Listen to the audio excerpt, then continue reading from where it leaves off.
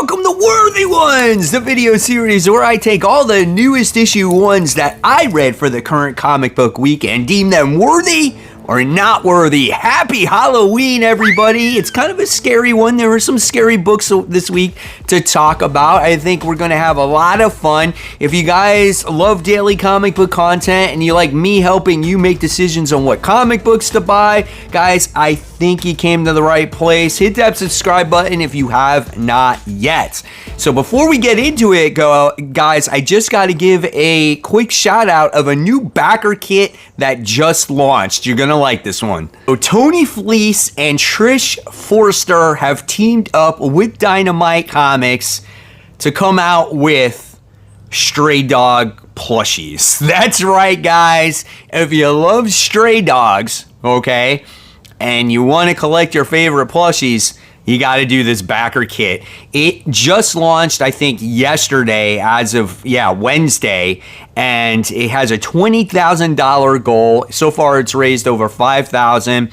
There's 42 backers, 26 days left, and with this early bird offer, you're going to get limited edition trading cards featuring your favorite cool movie homages. Now, if you've never read Stray Dogs before, this is your perfect opportunity to read those books through this Backerkit, right? So you can get all kinds of great stuff through the different pledged levels, right? So you can get trades, you can get remark trades, you can get metal covers, you can get foil covers. Like, there's all kinds of different stuff that you can get. But if you want a Stray Dog plushie, dude, I think this is pretty sweet right here, but I definitely recommend the trade to read it. So back it today, guys. Just thought I would let you know. All right, webheads. So the first book we're going to be talking about today is Skate Directive. This is issue 1. Now, this is a book that is not even out yet, but I got an advanced copy. This is from Triumph Comics, and the Kickstarter for this actually launches on November 1st, which is actually tomorrow. But I did get a 1 in 4 existence of this comic book, and this book is actually pretty good. I enjoyed it. The artwork looks really nice in here. If I had my critiques early on in this comic, which might not be the final draft, right, is I would say that this book is very narration heavy. It definitely could overwhelm a reader here because there are a lot of things going on, right? But nevertheless, the characters in this book is very creative. I love the villain in this comic book. It's absolutely awesome. And if you're wondering what this book is about, well, it's about this character by the name of Skate, who wears this armor, who is affiliated with the Marines, which is kind of cool, right? And he goes against this bad guy.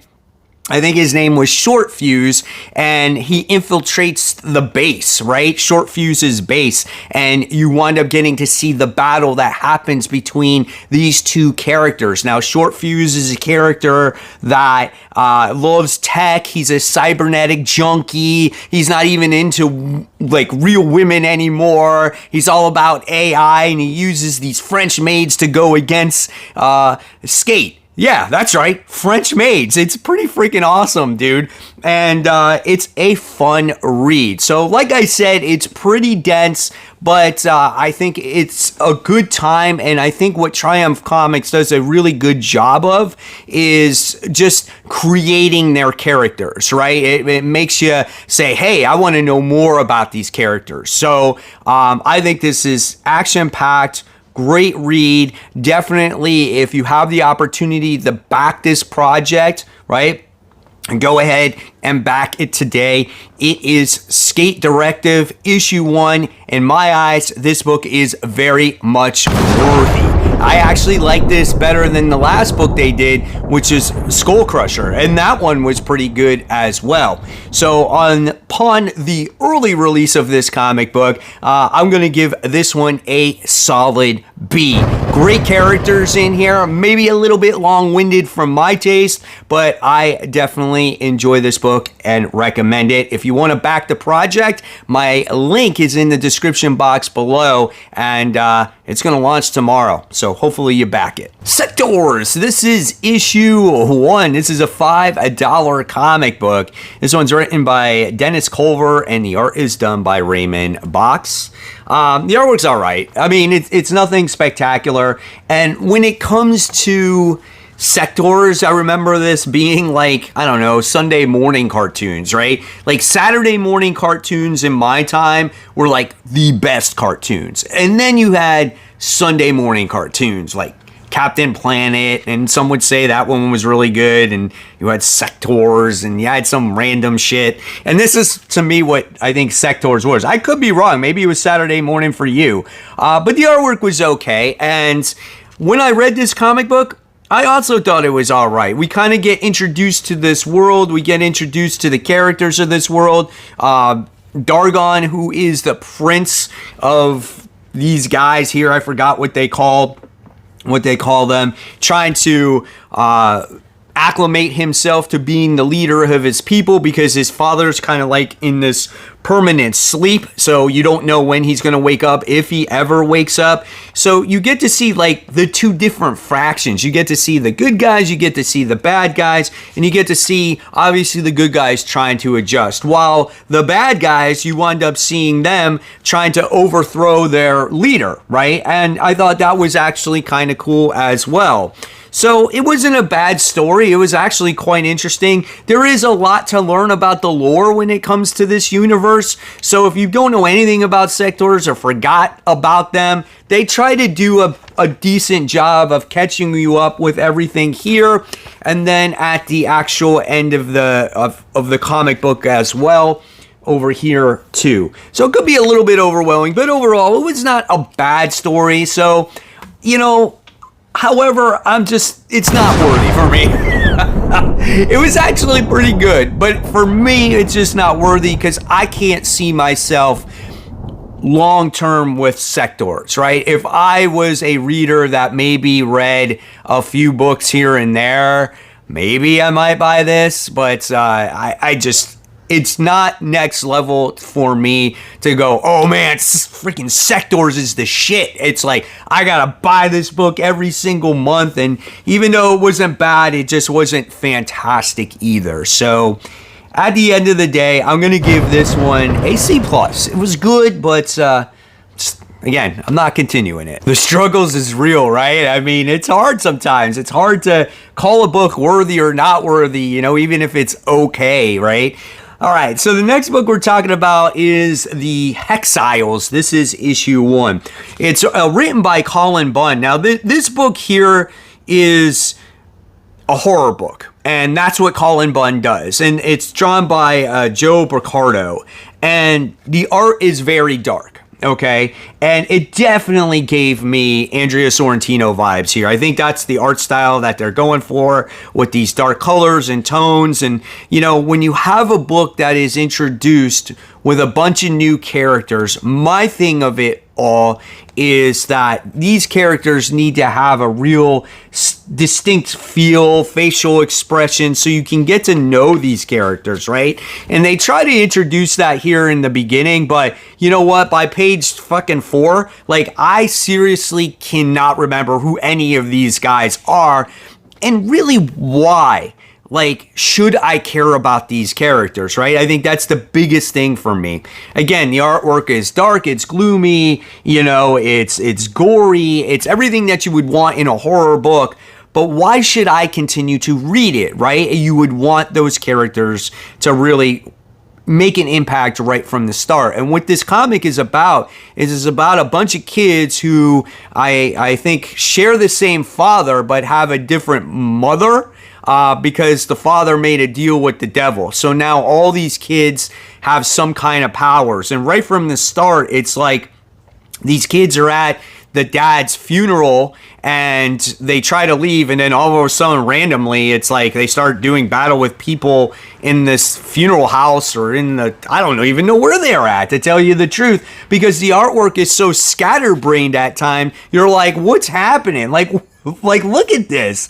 It's just like throw paint on the pages. It's like one of those types of things, right? So I don't know, man. I like Colin Bunn as a writer. I think he's a good horror writer, but this book did not work for me. So this one is not worthy. This is something that personally I would not recommend. I don't think it's in any stretch of the imagination, a bad comic book. It's just something that I would not want to go all the way through with, and it just doesn't capture me after the first issue. And like, why do I care about the characters? I don't know, man. C book, it's same thing. It's average for me. Interesting concept. I just didn't think it was executed to the best. Now watch, issue 2 will be a freaking banger, right? So we'll see. Poison Ivy, Swamp Thing, Feral Trees, issue 1, long title. This is 48 pages for the price of $6. Nowhere near was this book on my radar this comic book week. But since it was a smaller week and I was desperate for some new #1 issues, I'm like, why not give Poison Ivy and Swamp Thing a try? Especially since I've been trying to get more into Poison Ivy. And having these two characters together, I'm like, all right, let's go. G. Willow Wilson, the writer. Mike Perkins does the artwork. The artwork is pretty solid in this comic book, okay? It's dark, it's creepy, it's eerie. I think it fits the tone for Halloween, right?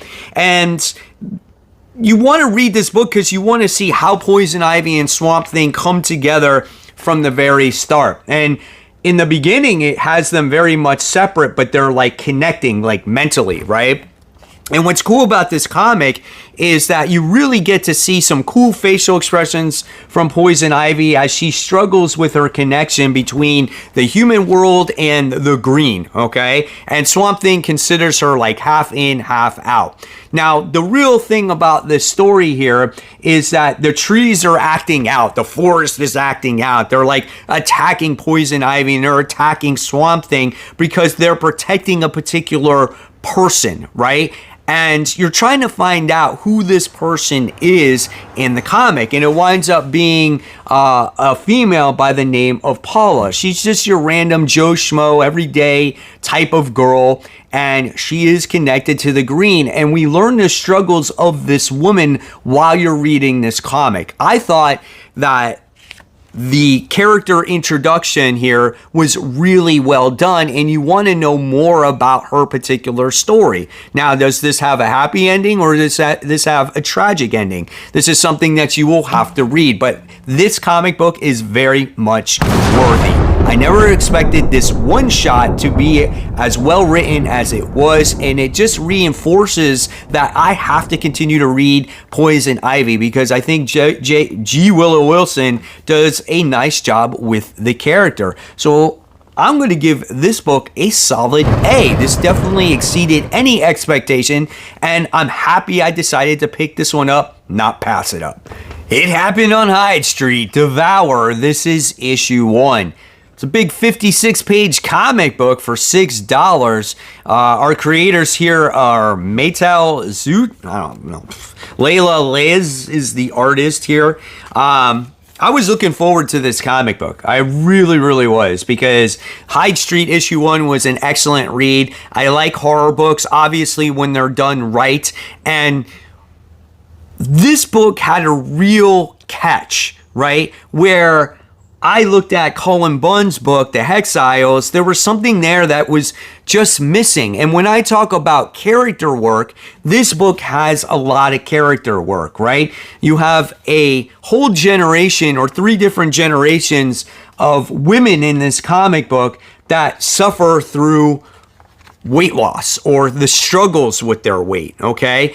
And right away, you get attached to all 3 of these different characters. Originally, the book takes place in the 80s about a particular woman who struggled with weight, and she walks into a shop and she's promised this fix of this drug that's called Devour that will help her. This is all she will ever need. It works in special cases. And from there on out, you see the next 2 generations of women that come through, that struggle through their weight loss. This book really plays into the role of today's society, right? Especially now that we have weight loss drugs where you stick a needle in your freaking leg and you're going to lose weight. Right? So I felt that this is a very modern day type of storytelling, right?